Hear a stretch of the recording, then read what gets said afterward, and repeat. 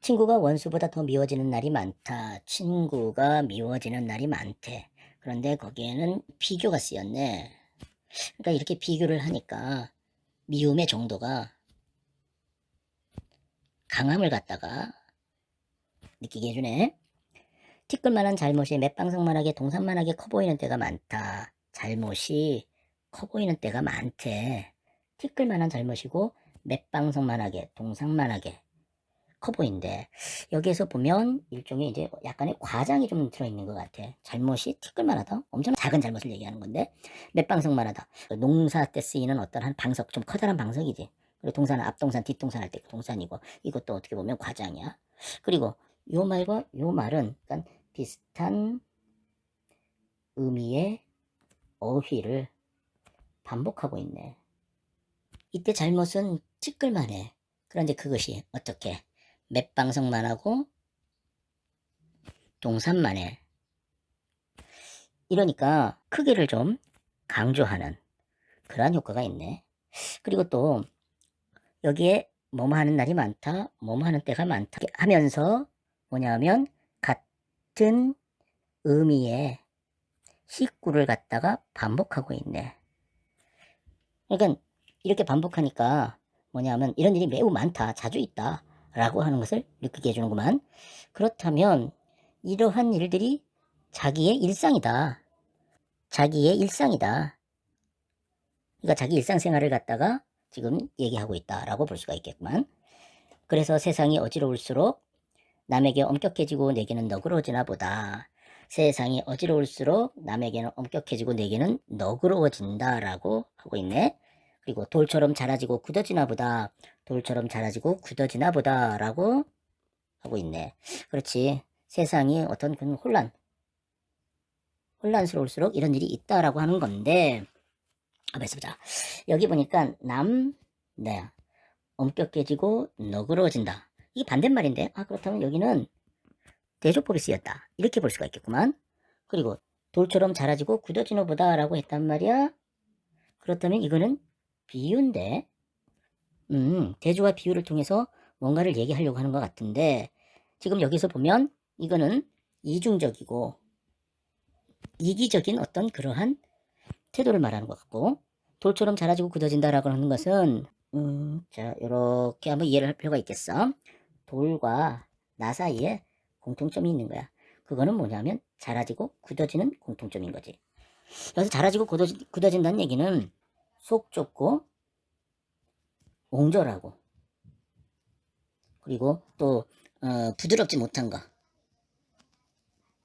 뭐 요러한 것을 갖다가 의미하는 것 같아. 그러니까 어, 돌이라고 하는 것과 같이 자기도 속 좁고 옹졸하고 부드럽지 못하게 되었다, 뭐 이런 얘기가 되는 것 같아. 그리고 또 여기서 보니까 뭐뭐 보다 그러거든. 요거는 그 추측 또는 어떤 인식, 깨달음 뭐 요런 것을 갖다가 이야기할 때 쓰는 보조 형용사지. 그렇다면 요 부분은 크게 두 부분으로 나눌 수 있을 것 같다. 요 부분은 자신의 일상생활이야. 자신의 일상생활을 갖다가 되돌아보고 있는 거야. 이렇게 했다라고 되돌아보고 있다. 그러니까 성찰하는 거지. 그리고 여기서 보면 자신의 잘못을 뭐 하고 있는 거야? 깨닫고 있는 거네. 그러니까 자기 자신을 되돌아보니까 자신의 잘못이 있다라고 하는 것을 깨달은 거야. 그렇다면 이 부분은 이렇게 이해를 해야 될 것 같아. 자기 자신의 어떤 삶을 성찰하고 그것에 대한 반성을 보이고 있는, 그렇게 연을 구성했다고 볼 수가 있겠네. 멀리 동해바다를 내려다보며 생각한다. 동해바다를 내려다보면서 생각이라는 걸 한대. 무슨 생각을 하는 걸까? 널따라운 바다처럼 너그러질 수는 없을까? 깊고 짙푸른 바다처럼 감싸고 끌어안고 받아들일 수는 없을까? 그 비유가 사용되는데, 그렇다면 이렇게 이해를 해야 되겠네. 바다와 나는 어떤 공통점을 갖고 있는 거야. 그 공통점이라는 건 뭐냐면 너그러운 거고, 그 다음에 감싸고 끌어안고 받아들이는 거야. 근데 요거는 어떤 좀 비슷한 의미의 시어라고 볼 수가 있는데, 이것들을 포용, 관용 이런 것을 갖다가 강조하는 게 아닌가 하는 생각이 드는구만. 그렇다면 나와 바다의 공통점은 결국 포용, 관용이라고 할 수가 있겠네. 스스로는 억센파다로 다스리면서 제 몸은 맺고 모진매로 채찍질하면서 오호 요건 이렇게 이해를 해야 되겠다. 스스로는 제 몸은 억센파도로 맺고 모진매로 다스리면서 채찍질하면서 요거는 요렇게 보면 지금 비슷한 의미의 어휘가 지금 나란히 대를 이루고 있다. 그렇다면 요거는 대꾸법이 사용되었다. 이렇게 이야기할 수가 있구만. 그런데 요거와 요거는 조금 달라. 요거는 바다에 관련된 얘기고 요거는 넓게 말하면 인간에 관련된 이야기라고 볼 수가 있겠지? 아하.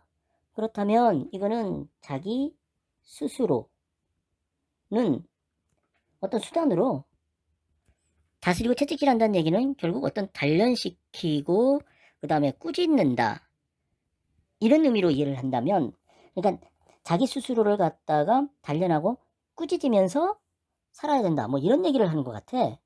그리고 또 요거를 이렇게 보면 원래는 요 부분이 이 부분보다 더 앞에 나와야 되는 거지. 그러니까 우리나라의 문장 구조상 앞에 나와야 된단 말이야. 이렇다면 이건 또 일종의 도치가 사용되었다 이렇게 볼 수가 있네. 그러니까 강조하는 그러한 효과가 있는 거지. 또한 여기서 보면 뭐뭐 할 수는 없을까 뭐뭐일 수는 없을까 라고 하면서 뭐뭐일 수가 없을까 라고 하는 의문문을 갖다가 반복하고 있는데, 이때 이거는 보통 이럴 때는 어떤 소망, 희망 또는 다짐 뭐 이런 것을 갖다가 할 때 흔히 많이 이런 방법을 많이 쓰거든. 여기서 말하는 그 생각이라고 하는 것이 이거네. 그런데 가만 보면 요 내용은 앞으로 어떻게 살겠다라고 하는, 즉 새로운 삶의 어떤 바람직한 태도, 이것을 생각하고 있다라고 볼 수 있겠네. 그렇다면 이 시는 동해바다라고 하는 자연물이잖아.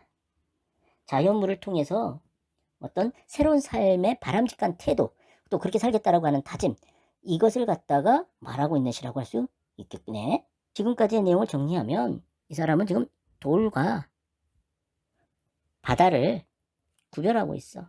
이 돌은 이기적이고 그 다음에 옹졸하고 속 좁고 그 다음에 이중적인 그러한 삶의 태도라면 여기는 포용과 관용의 태도로 살겠다라고 하는 것을 보여주는 그런 자연물이라고 할 수 있겠네. 그렇다면 이 시는 이러한 자연물을 가지고 인간의 어떤 그러한 삶의 태도를 형상화했는데, 지금 이 사람은 결국 뭘로 이러한 삶을 살지 않고 이러한 삶을 살겠다라고 하는 그러한 태도를 자기가 자신에게 얘기하는, 즉 다시 말하면 자기 독백적인 그러한 어조로 이야기하고 있는 시라고 할 수 있겠다.